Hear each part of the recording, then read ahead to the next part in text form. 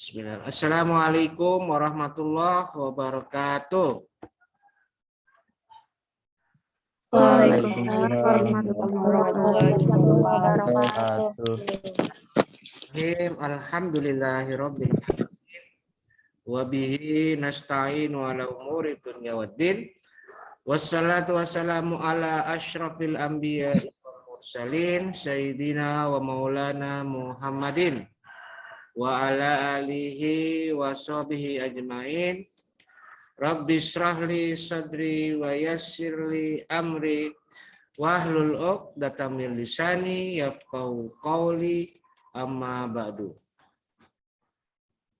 Baik, perkuliahan kita hari ini kita buka bersama-sama dengan membaca lafaz basmalah. Bismillahirrahmanirrahim. Bismillahirrahmanirrahim. Baik,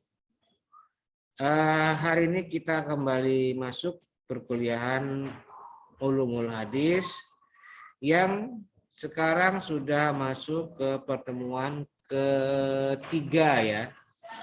Pertemuan ketiga. Minggu lalu saya sudah mengisi materi tentang apa itu kemarin? Pengertian hadis dan unsur-unsurnya. Dan sunnah. Kemarin saya tidak bisa hadir ya. Iya, betul ya. Karena ada tugas mendadak. Sehingga saya terpaksa menggunakan apa itu? Video ya. Kalau tidak salah di kelas SB ini. Dan alhamdulillah hari ini kita sudah kembali masuk secara live melalui Zoom meeting. Dan kita akan membahas tentang, saya share dulu ininya, LPS-nya. Membahas tentang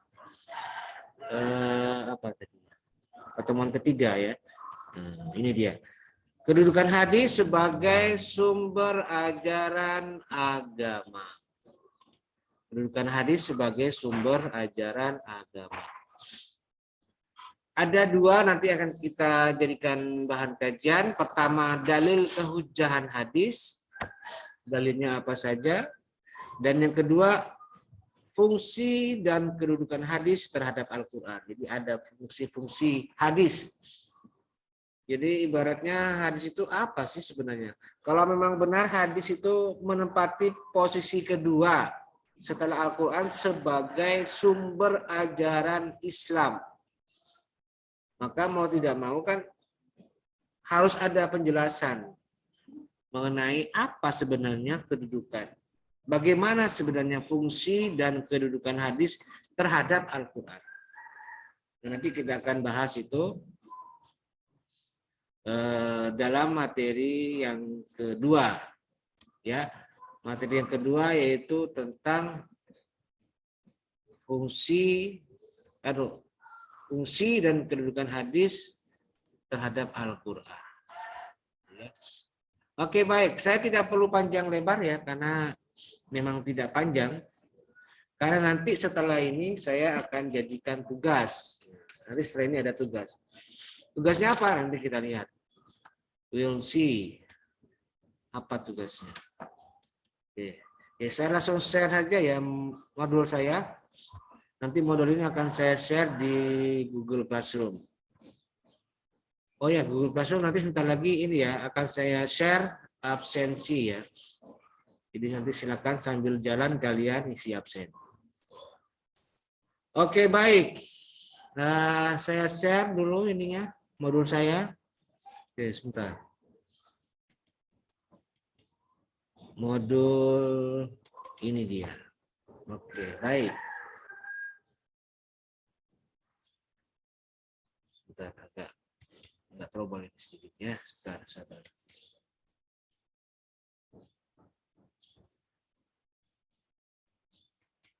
Sabar. Oke, saya ulangi biar tidak trouble. Oke ya, ini dia. Kedudukan hadis sebagai sumber ajaran agama. ada dua yang kita akan bahas, akan kita kaji. Yang pertama, dalil kehujahan hadis. Kedua, fungsi dan kedudukan hadis terhadap Al-Quran. Oke, baik. Yang pertama dulu, dalilnya bagaimana? Dalil kehujahan hadis. Jadi, ketika kita ditanya nanti sama orang, coba jelaskan nih, apa dasarnya? Kenapa kok saya wajib beriman, wajib mengimani, dan wajib mempercayai bahwa al-hadis atau sabda Nabi itu adalah ajaran Islam, adalah sumber ajaran Islam. Apa dasarnya? Apa dalilnya? Kira-kira seperti itu ya. Nah, saya akan tampilkan ini dalil-dalilnya. Yang pertama satu, Al-Quran. Itu pasti, Al-Quran. Jadi mau tidak mau, Al-Quran harus bicara, harus menjelaskan. Apa sih pentingnya al-hadis bagi Al-Quran? Itu yang pertama, Al-Quran. Yang kedua, ijma' sahabat. Kesepakatan para sahabat mengenai apa yang mengharuskan umat Islam wajib beriman dan wajib mempercayai hadis sebagai sumber ajaran agama nomor 2 setelah Al-Quran. Itu ijma' sahabat. Nanti akan saya jelaskan. Dan yang ketiga adalah, nah ini petunjuk secara nalar atau alasan bersifat akliyah atau bersifat logika atau berdasarkan akal sehat. Jadi dalilnya ini dalil makul, bukan dalil mangkul ya, atau dalil yang berasal dari cara berpikir yang logis, yang masuk akal. Nah itu ya 3 dalil kehujahan hadis, Al-Quran, ijma' sahabat, dan akal sehat, petunjuk akal sehat.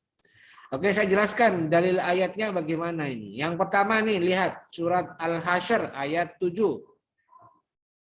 Surat Al-Hasyr ayat 7.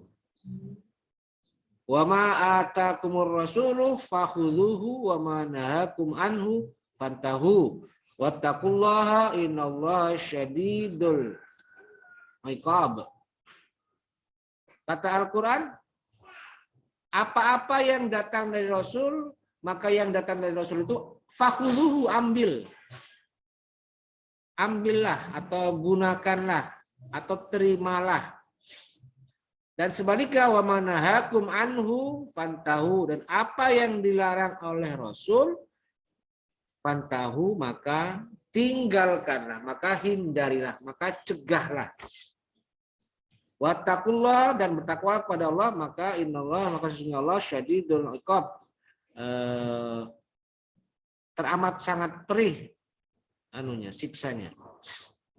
Itu yang kedua, yang pertama Al-Hasyr ayat 7. Yang berikutnya surat An-Nisa ayat 64. Yang berbunyi wa ma arsalna mir rasulin illa liyuta'a biidznillah. Dan kami tidak utus seorang rasul,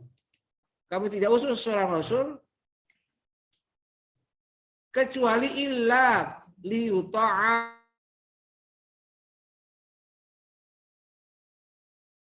Maaf, itu tadi terputus ya. Oke, kita ulangi lagi. Nah, yang kedua itu ya surat An-Nisa ayat 64 nih. Dan ini yang penting, ada 2 ini, Al-Hasyr ayat 7 dan An-Nisa ayat 64. Jadi dari 2 ayat ini tersirat makna bahwa peran Rasul sangat penting bagi eksistensi ajaran Islam di dunia ya. Jadi tanpa ada Rasul maka tidak akan ada agama seharusnya. Karena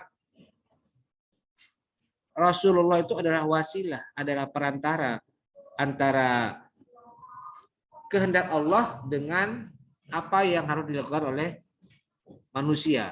Jadi Rasul itu perantara, wasilah. Jadi itu letak, dan otomatis karena peran Rasul sangat penting dan sangat besar, maka mau tidak mau apa yang dihasilkan oleh Nabi, yang dihasilkan oleh Rasul, yang dicetuskan oleh Rasul itu adalah sumber juga otomatis. Ya, setiap ucapan beliau ketika memerintahkan atas sebuah peristiwa itu menjadi sebuah hujah, menjadi sebuah dalil. Dan itu hadis ya. Nah, ini dasarnya ya, kalau kita nanti ditanya sama orang-orang, kenapa kok penting banget nih mengamalkan hadis? Apa pentingnya? Kan sudah ada Al-Qur'an nih. Kan kalian bisa jawab ini, surat Al-Asr ayat 7 dan An-Nisa ayat 64. Nah, itu dalil Al-Qur'an. Nah, yang kedua adalah ijma sahabat. Nah, di dalam ittifaq sahabat atau dalam kesepakatan para sahabat disebutkan bahwa para sahabat itu sudah menetapkan sebuah kesepakatan, yaitu apa? Wajibul ittiba. Artinya adalah kewajiban bagi umat Islam untuk mentaati apa yang disabdakan oleh Nabi atau apa yang menjadi hadis Nabi. Baik ketika Nabi masih hidup maupun beliau sudah wafat. Jadi apa? Kesepakatannya wajibul ittiba. Jadi mau tidak mau tidak bisa ditolak. Hadis adalah sumber ajaran Islam yang nomor 2 setelah Al-Quran. Jadi umat Islam wajib mengamalkan dan mengikuti ajaran Al-Quran. Dan berikutnya juga umat Islam wajib mengikuti dan mengamalkan hadis Nabi. Baik hadis Nabi yang terucap maupun yang tak terucap. Hadis qauli ataupun hadis fi'li dan takriri. Jadi itu ya dalil yang kedua, kehujahan hadis, yaitu ijma sahabat. Dan yang ketiga, secara nalar, kita lihat apa yang dijadikan dalil secara nalar. Nah, dilihat dari sifat dan karakteristik redaksional Al-Quran yang terkadang bersifat mujmal atau umum atau global. Maka untuk memahaminya akan sedikit mengalami kesulitan jika tidak ada penjelasan lebih detail dari Al-Hadis, yang dalam realitanya tidak mungkin memisahkan antara keduanya. Jadi dengan kata lain, fungsi hadis adalah sebagai penafsir, sebagai penjelas, atau sebagai penguat apa yang ada dalam Al-Quran. Al-Quran cukup sekali turun dengan bahasa yang umum. Maka umat akan kebingungan memahami apa keumuman atau kekhususan dari lafaz Al-Quran yang umum itu. Maka datanglah hadis berfungsi sebagai penjelas, pengurai, penafsir atas apa makna yang terkandung di dalam Al-Quran. Jadi secara nalar seperti itu. Jadi tidak mungkin. Misalnya kita nih contoh sederhananya, kita beli laptop nih misalnya. Terus di laptop itu hanya ada keterangan.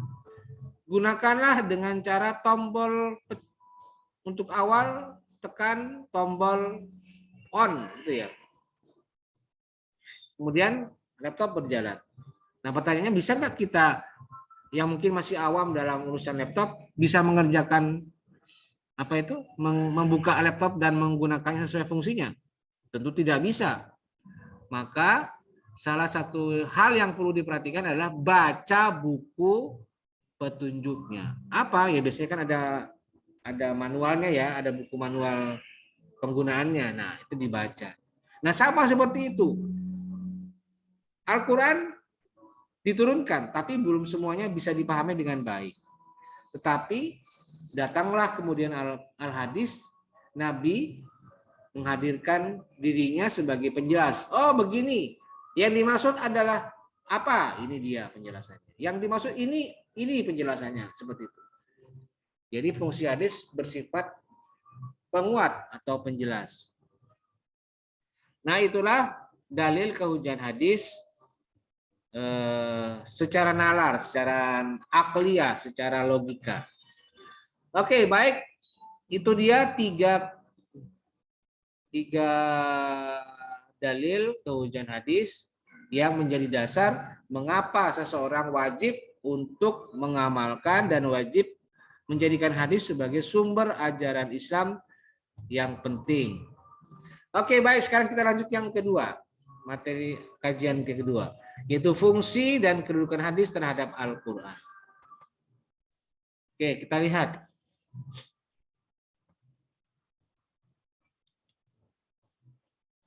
Nah, ada beberapa fungsi dan kedudukan hadis terhadap Al-Quran. Yang pertama,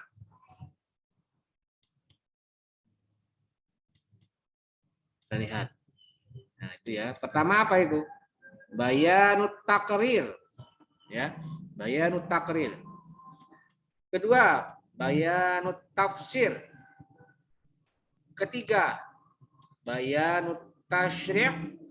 Dan yang keempat, bayanun naskhi. Bayan takrir, bayan tafsir, bayan tasyri', dan bayan nasakh atau naskhi. Ada 4 ya. Penjelasannya bagaimana? Kita lihat. Pertama, bayan takrir. Bayan takrir itu juga istilah lainnya bayanut takkid atau bayan taukid atau takkid ya. Apa bayanut takrir? Yaitu hadis menetapkan dan memperkuat apa yang telah diterangkan dalam Al-Quran. Jadi memperkuat. Fungsinya menguatkan. Fungsinya adalah memperkokoh isi dari kandungan Al-Quran. Itu ya. Contohnya seperti apa? Menguatkan. Nih, contohnya ayat ya ayyuhalladzina amanu idza qumtum ilas sholati faghsilu wujuhakum wa aydiyakum ilal marafiqi wamsahu birusikum wa arjulakum ilal ka'bain. Jadi hadis ini tentang apa? Ayat ini tentang apa kira-kira? Tentang tata cara melaksanakan wudhu. Jadi jika kamu, kata Allah, jika kamu idza kumtum, jika kamu ingin menegakkan ilas sholati, sholat, jadi kamu kalau mau sholat, maka yang harus dilakukan adalah fagsilu, maka basuhlah wujuhakum, mukamu, wa aidiakum, dan kedua tanganmu, ilal marafiq, sampai ke kedua siku. Dan seterusnya, wamsahu birusikum wa arjulakum ilal ka'bain. Nah, ini jelas ya. Tapi harus dipertegas, jelas. Karena di sini tidak ada keterangan tentang hukum dari wudhu. Harus diperkuat oleh hadis. Maka datanglah hadis Nabi dengan kata-kata Rasul, la tuqbalu sholatu man ahdatsa hatta yatawaddoa. Tidak diterima sholatnya orang yang berhadas atau najis hatta yatawaddoa, sampai dia berwudu. Jadi di sini kuat dan jelas hukum wudu. Hukum wudu itu wajib. Kalau tidak dikerjakan berarti berdosa atau tidak sah sholatnya. Nah, jadi dikuatkan ya. Kalau di ayat tadi hanya sekedar tata caranya, maka di hadis diperkuat dengan hukumnya. Hukumnya bagaimana? Wajib. Oke. Itu yang pertama, bayanut takrir. Lalu yang kedua adalah bayanut tafsir. Bayanut tafsir. Apa bayanut tafsir? Yaitu hadis berfungsi menjelaskan atau hadis berfungsi menafsirkan ayat-ayat ayat-ayat yang memerlukan perincian atau penjelasan lebih lanjut. Misalnya ayatnya mujmal atau mutlak atau am. Mujmal itu umum ya, global, masih luas. Mutlak itu ya mutlak, artinya ya itu saja gitu. Dan am, umum, masih umum. Nah, jadi saya jelaskan bayan tafsir itu ada 3 lagi. Satu ayatnya mujmal, ayatnya mutlak, ayatnya am. Nah, kemudian hadis datang untuk melakukan penafsiran. Misalnya untuk ayat yang mujmal nih, yang mujmal, misalnya ayat surat Al-Baqarah 43. Wa aqimus sholata wa atuz zakata warka'u ma'ar raki'in. Salatlah, dirikanlah salat dan bayarlah zakat dan rukuklah kalian bersama orang-orang yang ruku. Di sini jelas ya, memang jelas, tapi tidak tidak ada penjelasannya, masih mujmal ini. Maksudnya apa? Bagaimana cara sholat? Gimana? Apakah harus jengking atau harus apa? Loncat-loncat kan tidak jelas ini. Cuma sholat saja, dirikan sholat. Maka kemudian Nabi datang dengan memberikan pemerinci atau perincian, memberikan uraian. Uraiannya bagaimana? Kata Nabi, "Shallu kama ra'aitumuni usolli." Salatlah kalian sebagaimana kalian melihat aku salat. Jadi langsung Nabi kasih contoh, langsung Nabi berikan model. Oh ini loh tata cara salat. Oh ini loh. Kalau salat harus dimulai dengan niat takbiratul ihram dan diakhiri dengan salam. Itu tata cara salat. Jadi kalau kita cari di Al-Qur'an tata cara salat gimana? Enggak ada. Tidak ada. Hanya anjuran, hanya perintah aqimus shalah. Itu saja. Maka yang membuat penjelasan, perincian ya adalah hadis. Itu bayanut tafsir yang mujmal. Memerinci ayat-ayat yang mujmal. Kemudian yang kedua tadi apa? Mentaqyid ayat-ayat yang mutlak. Contohnya seperti apa? Ayat surat Al-Maidah 38. Kata Allah, wasariqu wasariqatu faqta'u aydiyahuma. Laki-laki pencuri dan perempuan pencuri itu kata Allah, faqta'u, potonglah aydiyahuma, kedua tangannya. Jadi Al-Quran memberikan penjelasan potong tangan bagi pencuri, baik itu laki-laki maupun perempuan. Nah ini sudah jelas kan? Ya, tapi belum rinci atau belum diberikan batasan. Mana bagian tangan yang dipotong? Apakah semuanya? Apa seluruhnya? Dari ujung kuku sampai ujung pangkal lengan. Apa itu? Maka dijelaskan oleh Nabi melalui riwayat dari dari Muslim. Utiya Rasulullah sallallahu alaihi wasallam bisariqin faqata'a yadahu min mifsalil kaffi.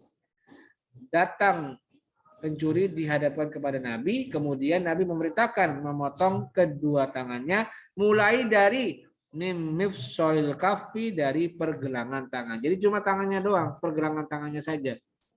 Jadi tidak sampai ke lengan ya, bukan, tapi cukup ininya saja. Ini potong tangan di sini saja, gitu ya.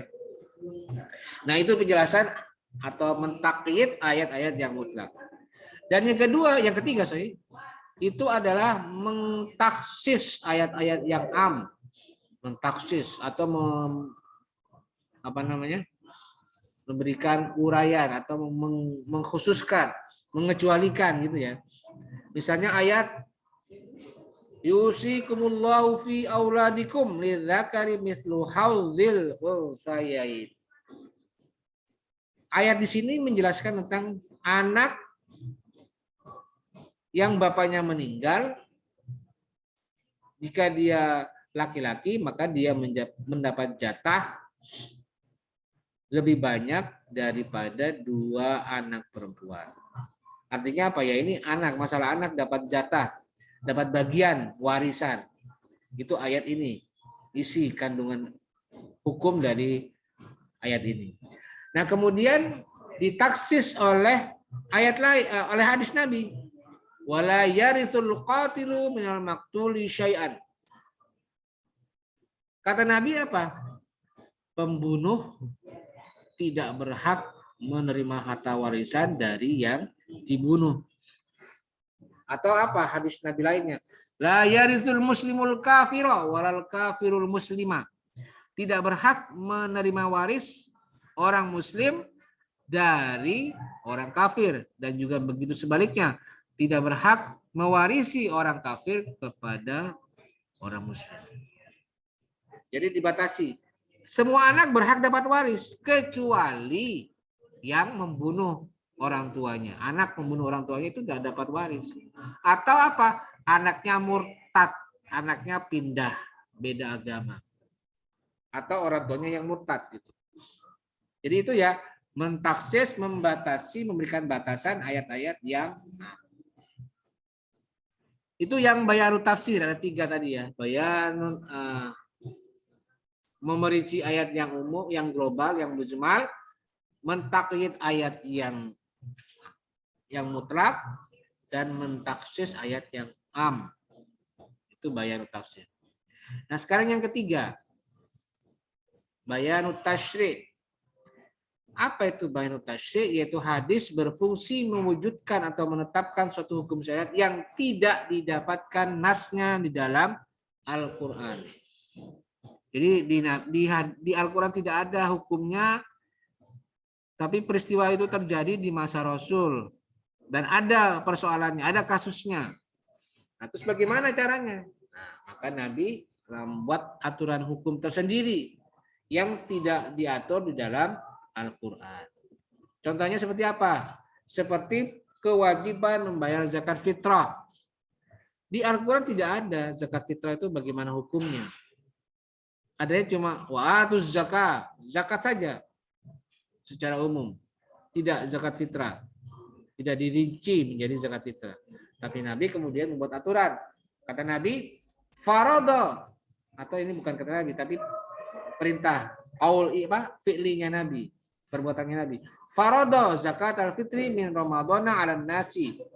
Wajib membayar zakat fitrah setiap bulan Ramadan bagi setiap manusia.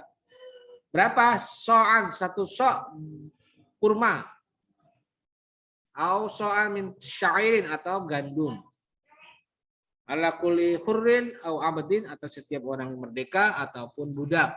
Zakarin au unsa, laki-laki atau perempuan. Minal muslimina, dari orang-orang beriman, orang-orang Islam. Itu ya. Di dalam Al-Quran tidak ada, tapi kemudian diciptakan oleh Nabi.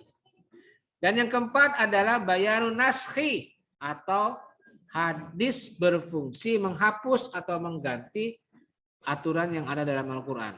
Diganti, dihapus. Cuma hukumnya saja. Kalau ayatnya tetap ada. Cuma pengamalannya tidak lagi diterapkan. Contohnya seperti apa? Ayat kutiba alaikum idza hadara ahadakumul mautu in taraka khairanil wasiyatu lil walidaini wal aqrabina bil ma'ruf haqqan 'alal muttaqin.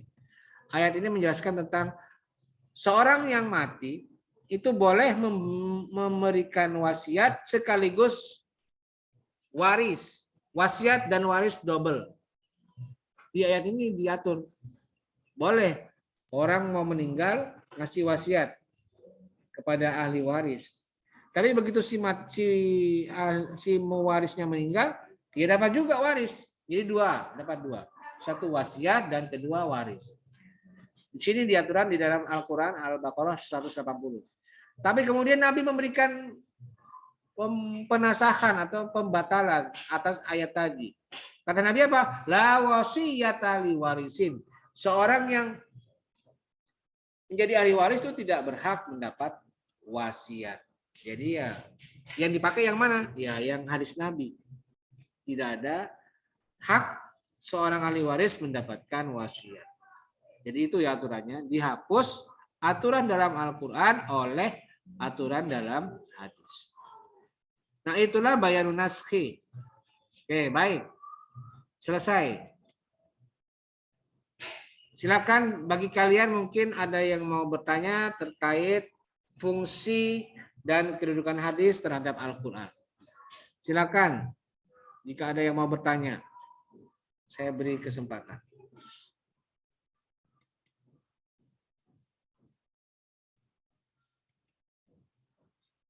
Yo, silakan.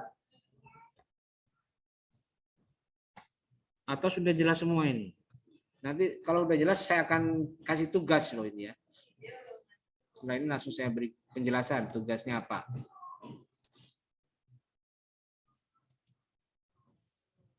Ayo, masih ada yang mau bertanya? Kalau tidak ada, saya akan jelaskan tugasnya. Oke, baik, perhatikan.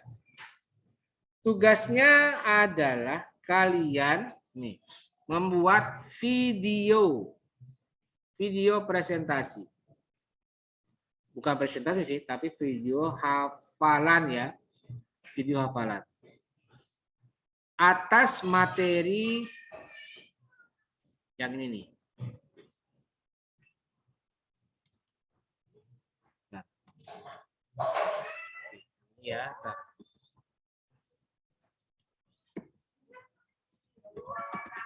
Jadi yang dihafalkan itu adalah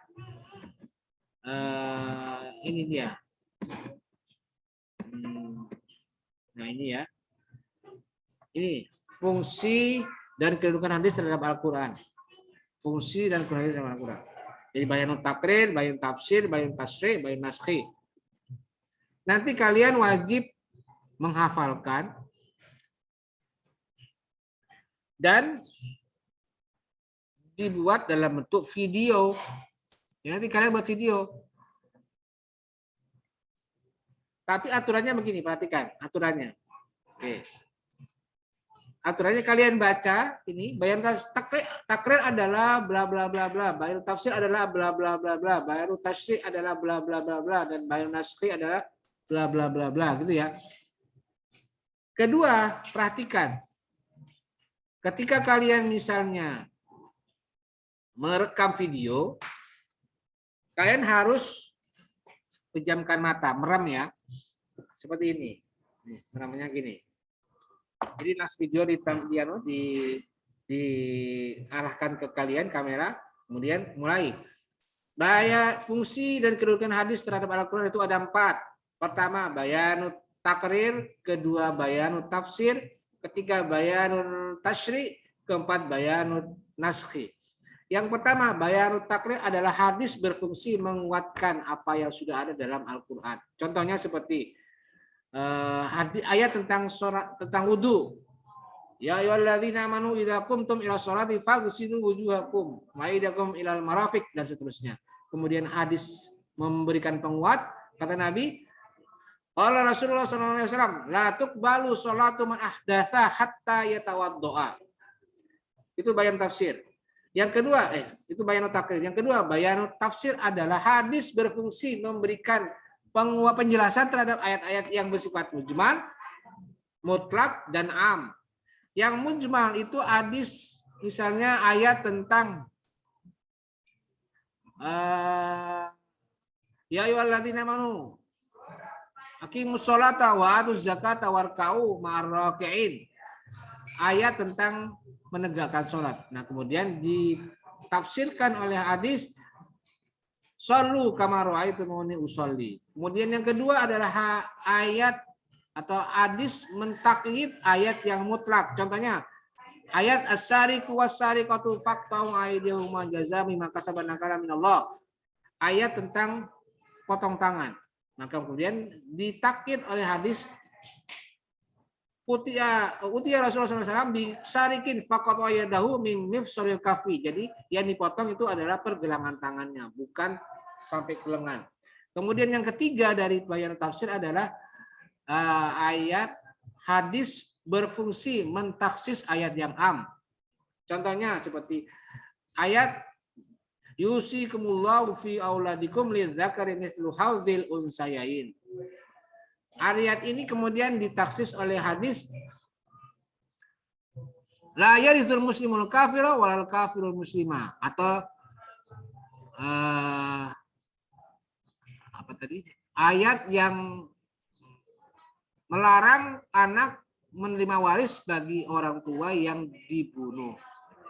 Nah, itu bayanu tafsir. Kemudian yang ketiga bayanu tasyri' dan seterusnya ya. Seperti itu kira-kira ya. Jadi posisinya mata harus merem, harus tutup mata kayak tadi. Dan harus hafal. Kenapa? Karena nanti ini di UTS akan saya jadikan soal. Kalau misalnya nanti saat UTS kita bisa PTM, ya nanti harus saya awasi itu.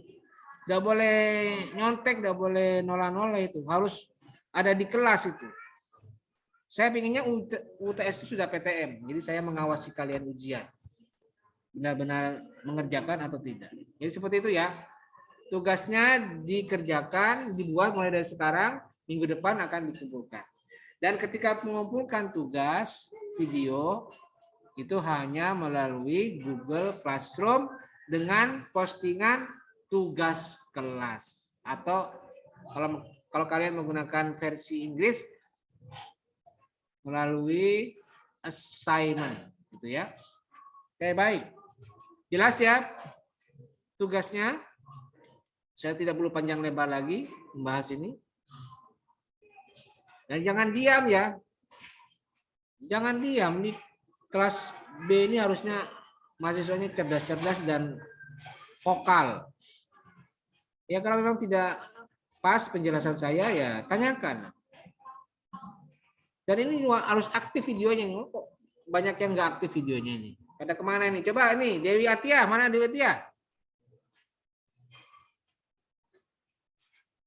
Mana videonya Dewi Atia? Siti Nur Santika. Mana Siti Nur Santika? Pak Dewi hadir. Enggak muncul.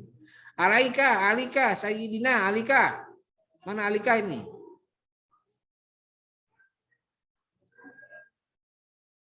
Jangan-jangan yang tidak nyalakan video ini sedang makan ini.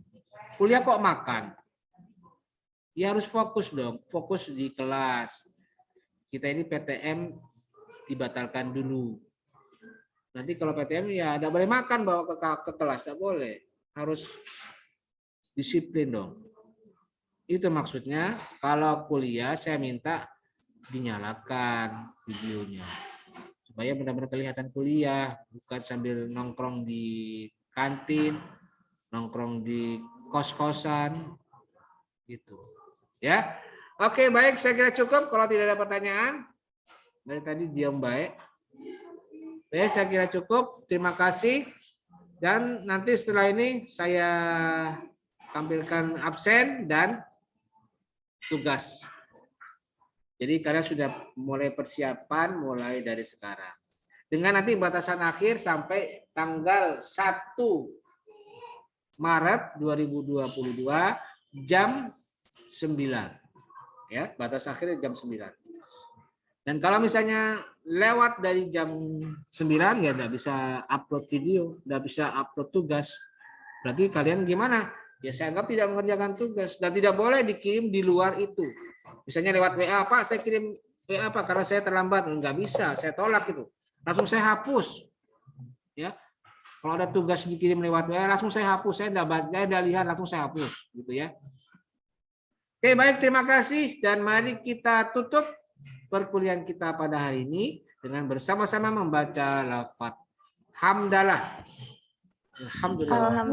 Alhamdulillahirrahmanirrahim. Terima kasih. Wassalamualaikum warahmatullahi wabarakatuh. Waalaikumsalam warahmatullahi wabarakatuh.